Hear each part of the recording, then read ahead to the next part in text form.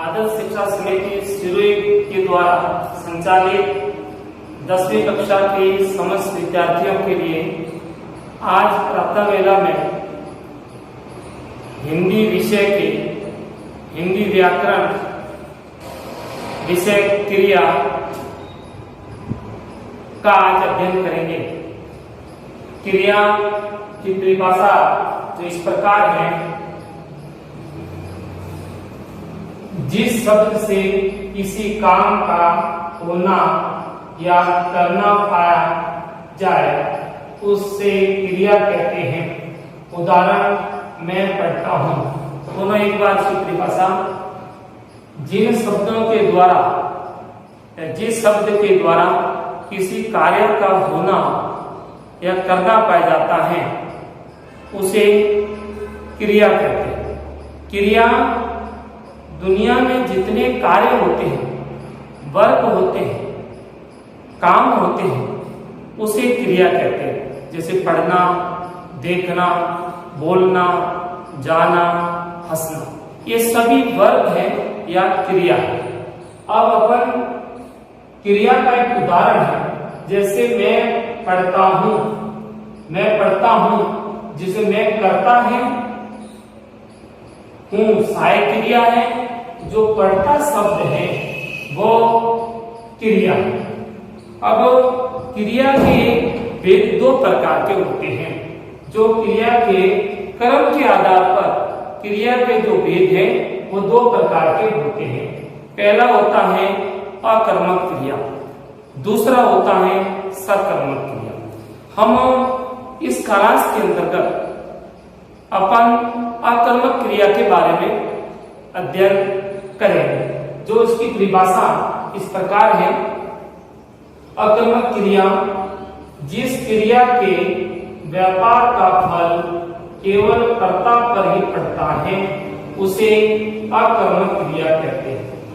यानी जो कार्य होता है उसका व्यापार का फल केवल कर्ता पर इंगित करता है, सब्जेक्ट को ही बताया जाता है, उसे अकर्मक क्रिया कहते हैं। जिसमें अकर्मक क्रिया के अंतर्गत कर्म की आवश्यकता नहीं होती, उसमें क्रिया का जो व्यापार का फल है वो आपके कर्ता पर पड़ता है। इसमें कर्म की आवश्यकता नहीं पड़ती है, इसमें किसी काम का होना ज्ञात होता है। अकर्मक क्रिया के अंतर्गत किसी काम का होना ही ज्ञात होता है। जैसे अपन उदाहरण के लिए पुनः एक बार उदाहरण समझेंगे। जैसे कुलदीप हंसता है। अब कुलदीप हंसता है, कुलदीप अपने आप में करता है, हंसता क्रिया है और है सहायक क्रिया। इसमें कर्म नहीं पाया जाता। अकर्मक क्रिया में कर्म नहीं पाया जाता है और यहाँ पर कर्म की आवश्यकता भी नहीं पड़ती अकर्मक क्रिया में। और अकर्मक क्रिया की और एक परिभाषा है। और कोई अपन जब अकर्मक क्रिया के किसी वाक्य को पहचान करने के लिए सूत्र इस प्रकार है कि अकर्मक क्रिया के वाक्य से क्या से उत्तर पूछेंगे, क्या से उत्तर जानेंगे, और क्या से जब उत्तर नहीं मिलता, जब क्या से उत्तर नहीं मिलता है वहां पर अकर्मक क्रिया होती है। जैसे उदाहरण के लिए कुलदीप हंसता है। अब कुलदीप हंसता है, क्या और क्यों शब्द होता है। अब कुलदीप हंसता है, क्यों हंसता है या क्या हंसता है, इसका मतलब कुलदीप क्या से उत्तर या क्यों से उत्तर नहीं मिल रहा है, क्योंकि यहाँ पर हंसता कुलदीप हंसता है, लेकिन हंसता क्यों है, किस कारण से हंसा, ऐसा क्या कार्य हो ताकि कुलदीप हंसा, लेकिन इसका कोई कारण औचित्य नहीं निकल रहा है। और क्या से या क्यों से उत्तर शब्द से, क्या वो क्यों जो शब्द है उस शब्द से उत्तर नहीं मिल रहा है। जब उत्तर नहीं मिलता है तब अपने उस वाक्य में आपके अकर्मक क्रिया पाई जाती है। अब आता है अकर्मक क्रिया के भेद। अकर्मक क्रिया के भेद अपने इस प्रकार है। जैसे अकर्मक क्रिया के भेद पहला है पूर्ण आकर्मक क्रिया, दूसरा है अपूर्ण आकर्मक क्रिया। अपन सबसे पहले अपन पूर्ण आकर्मक क्रिया, जो क्रिया है पूर्ण है लेकिन आकर्मक क्रिया है, और आकर्मक क्रिया का मतलब क्या और क्यों से उत्तर भी मिल रहा है और जिसमें कर्म नहीं पाया जाता, उसे पूर्ण आकर्मक क्रिया कहते हैं। अब पूर्ण आकर्मक क्रिया की परिभाषा इस प्रकार है, जो पूर्ण आकर्मक क्रिया, ये क्रियाएं कर्म के बिना भी पूर्ण होती है। जो पूर्ण आकर्मक क्रिया है, पहली आकर्मक क्रिया का भेद, जिसमें कर्म के बिना भी पूर्ण होती है, जैसे हंसना, रोना, दौड़ना, उड़ना, ये पूर्ण आकर्मक क्रिया है। जिसमें उदाहरण, वह हंस रहा है, वह हंस रहा है, यहां पर वह हंस रहा है, जिसमें हंस रहा है वह हंस रहा है, क्यों हंस रहा है या क्या हंस रहा है, तो अपने को यहां पर क्या से और क्यों से उत्तर नहीं मिल रहा है। तो क्या से और क्यों से उत्तर नहीं मिलता है, तब अपने को आपके पूर्ण आकर्मक क्रिया पाई जाती है, जिसमें वह हंस रहा है, वह सब्जेक्ट रा और हंस, ये दोनों आपके हंसना, रहा, ये दोनों शब्द मिलकर क्रिया है, और ये सहायक क्रिया है, जिसमें कर्म नहीं पाया जाता, और कर्म पाया नहीं जाता लेकिन क्रिया पूर्ण है। इसलिए अपन इस परिभाषा के आधार से ये समझते हैं कि ये पूर्ण आकर्मक क्रिया पाई गई है उस वाक्य में। अब अपन आगे देखते हैं पूर्ण आकर्मक क्रिया के जो भेद है, उसमें दूसरा भेद को समझते हैं। दूसरा भेद जो है वो है अपूर्ण आकर्मक क्रिया। क्रिया है, आकर्मक क्रिया है जिसमें कर्म नहीं पाया जा रहा लेकिन अपूर्ण है, पूरी आकर्मक क्रिया नहीं, वाक्य पूरा नहीं हो रहा, पूर्ण नहीं हो रहा, इसलिए उसे अपूर्ण आकर्मक क्रिया कहते हैं। जिसकी परिभाषा अपन इस प्रकार पढ़ेंगे, अपूर्ण आकर्मक क्रिया आकर्मक क्रियाओं की पूर्णता के लिए, आकर्मक क्रिया की पूर्णता के लिए कर्ता से संबंध रखने वाले किसी शब्द की आवश्यकता पड़ती है, वे अपूर्ण आकर्मक क्रिया कहलाती है। जैसे बनना, निकलना, होना। यानी बनना अभी पूरा हुआ नहीं, निकलना पूरा हुआ नहीं, होना अभी हुआ नहीं। अब ये आता है पूर्ण आकर्मक क्रिया किसे कहते हैं। तो पूर्ण आकर्मक क्रिया ये अपने पुनः इस प्रकार की परिभाषा समझेंगे उसको, आकर्मक क्रिया की पूर्णता के लिए। तो आकर्मक क्रिया होगी, उसकी पूर्णता के लिए कर्ता से संबंध रखने वाले किसी शब्द की आवश्यकता पड़ती है, अपूर्ण आकर्मक क्रिया कहलाती है। जैसे पुनः इस प्रकार में इसमें करवा रहा हूं, बनना, निकलना, होना। अब मैं पूर्ण आकर्मक क्रिया से पूर्णता के लिए किसी शब्द की आवश्यकता होती है, उसे अपन अपूर्ण आकर्मक क्रिया कहते हैं।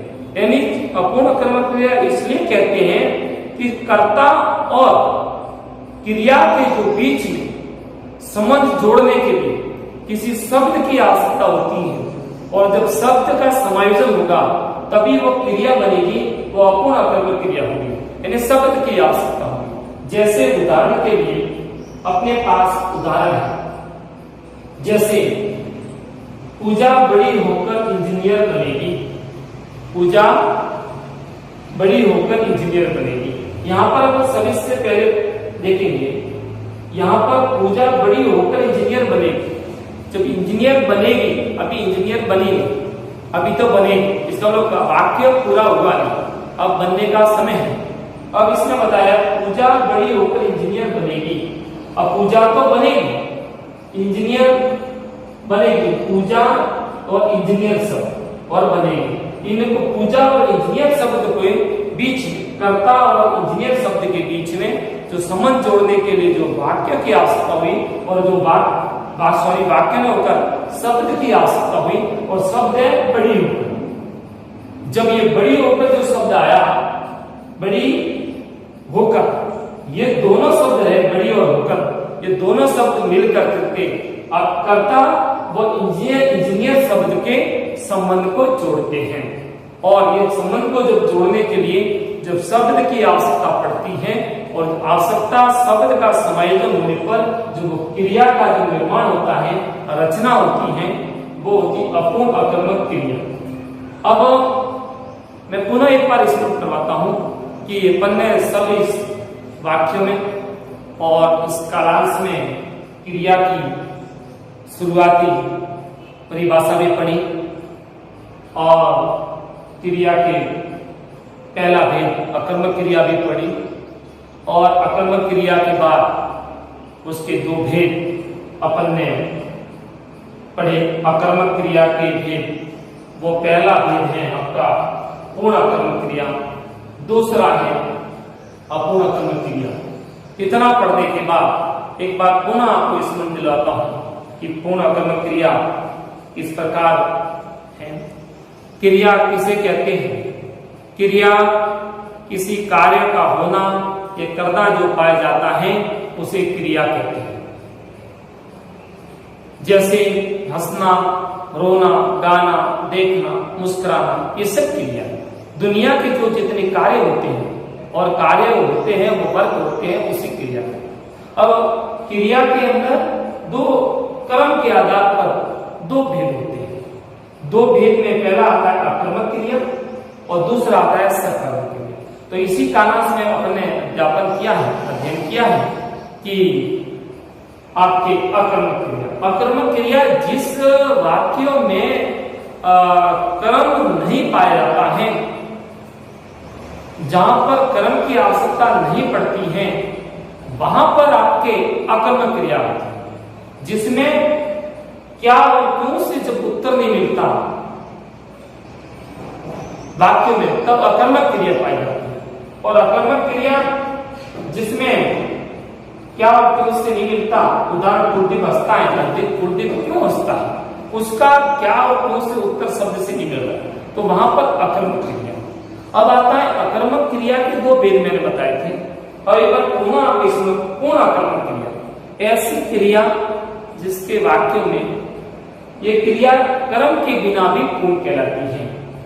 जैसे वो हंस रहा है, तो हंस रहा है, कार्य पूर्ण हो रहा है, लेकिन क्यों हंस रहा है, क्या हंस रहा, उसका उत्तर मिल रहा है। इसलिए अपन कहते हैं कि यहां पर आपके पाए गए हैं, वहां पर पूर्ण अकर्मक क्रिया कहलाती है। अब आता है दूसरा भेद, मैंने वापस पुनः स्मरण करवा रहा हूं, अपूर्ण अकर्मक क्रिया।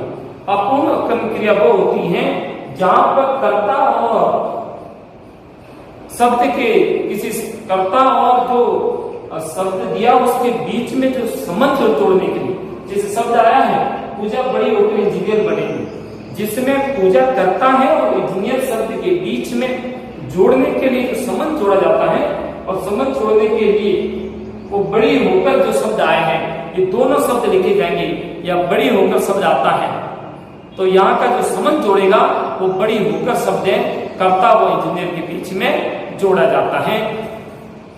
समस्त विद्यार्थियों, इसके जो प्रश्न है वो आपको PDF फाइल के माध्यम से मैं भेज दूंगा।